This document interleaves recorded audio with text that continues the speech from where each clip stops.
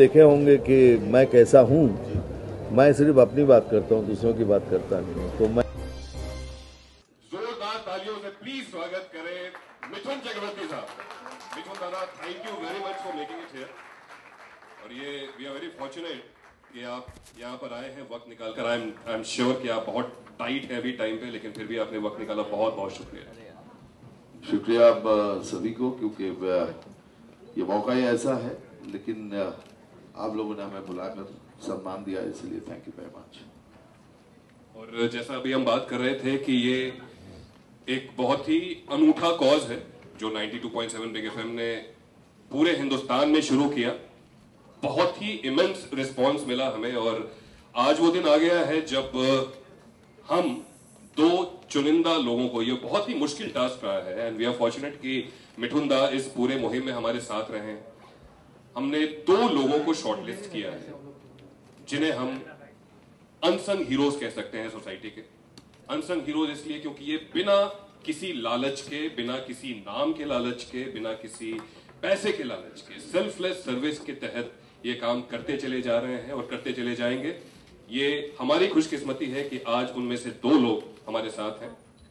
एक हमारे मुंबई के ही हैं, मीरा रोड भयंदर का जो एरिया है वहां पर एक जाने पहचाने नाम बन चुके हैं। So let me have the pleasure of calling mister doctor Uday Modi. Please a huge round of applause for doctor Uday Modi. और इनके बारे में न सिर्फ मैं जब इनसे बात कर रहा था ऑन एयर, अभी जब दादा भी इनकी कहानी सुन रहे थे तो दादा ने खुद कहा कि इन्हें गूज बम्प्स हो रहे थे। मतलब कि ये जो काम कर रहे हैं बहुत ही बेहतरीन काम है। तो मैं चाहूंगा कि डॉक्टर मोदी संक्षेप में आप ही बताएं जो आप कर रहे हैं। और कांग्रेचुलेशंस वंस अगेन। 8 साल से मीरा भाईंदर का 18 किलोमीटर का जो भी एरिया है, उसमें जिसके माँ बाप अकेले रहते हैं या जिसके बेटे नहीं है, या बेटे होते हुए भी अपने माँ बाप भूखे हैं या उनको खाना नहीं दे रहे हैं, तो वैसे लोगों को मैं फाउंड करके उनका एक बेटा बन के उनकी सारी जरूरियात, खाने पीने की, मेडिसिन की, क्योंकि ये एज में उसकी जरूरियात रहती है, तो इनको अभी 180 माँ बाप का मैं एक लौटा बेटा हूँ। और मैंने सुना है महाभारत में श्री कृष्ण भगवान ने कहा था कि मैं 2 माँ और 2 बाप का बेटा हूँ, मैं कितना भाग्यशाली हूँ। तो आज मैं ये मन से कहना चाहता हूँ कि मेरे 180 माँ बाप है, मैं कितना भाग्यशाली हूँ। Thank you very much. Rajesh Kumar Sharma ji, congratulations, thank you very much. Rajesh ji खुद भी काफी कठिन परिस्थितियों से, मुश्किल सिचुएशन से निकलते हुए यहां तक आए, लेकिन इन्हें फिर ये लगा कि ये वक्त है कि जिन परिस्थितियों से ये गुजरे हैं दूसरे ना गुजरे, और जिस तरीके से हो सके वो मदद करें। तो मैं राजेश जी से बोलना चाहूंगा, अनुरोध करना चाहूंगा कि सर आप बताएं कि आप क्या कर रहे हैं। Thank you sir.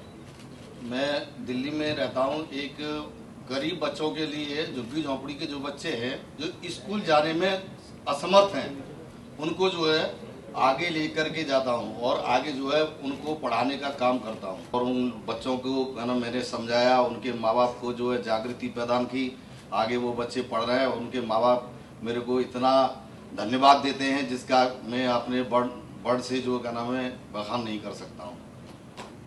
Thank you very much. Thank you very much. दादा कुछ शब्द इनके बारे में। मैं डॉक्टर साहब के लिए कहूँगा कि मेरे पिताजी 90 इयर्स के हैं, माँ 83 इयर्स के हैं, दोनों ही मेरे साथ रहते हैं। और मैंने कभी सोचा भी नहीं कि मैं उनके बगैर मैं रह भी पाऊंगा। मेरा एक ही कंडीशन पूरी फैमिली के साथ, पत्नी बच्चों के साथ, कि मैं रहूंगा तो मेरे माँ बाप भी मेरे साथ रहेंगे। लेकिन उतना कितना कर पाता हूं मालूम नहीं, लेकिन इतना मैं आपको जरूर कहूंगा सर, आप जो कर रहे हैं, दुआएं तो बहुत मिलेगी, लेकिन साथ साथ इतना मैं यकीन से कह सकता हूं, अगर ऊपर कोई अच्छी जगह है वहां आप जरूर होंगे।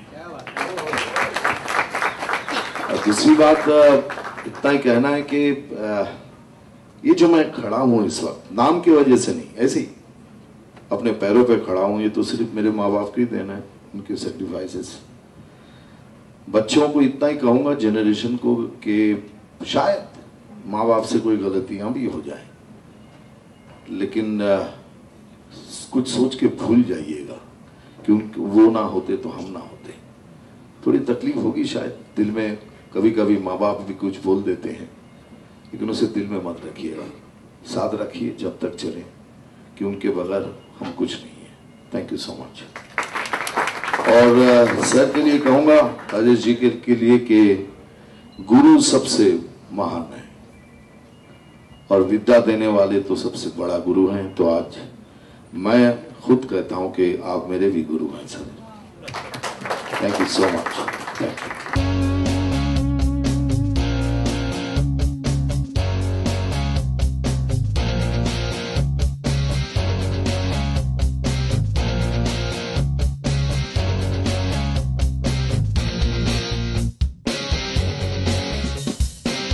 मैं ये अनसंग हीरो के लिए इतना ही कहूँगा कि पहले तो कह ही दिया कि डॉक्टर साहब जो काम कर रहे हैं, माँ बाप जो इनकी सेवा करते हैं, और उन्होंने खुद आज इतने सारे लोगों को खाना पहुंचाते हैं और विदाउट एनी पब्लिसिटी, नथिंग।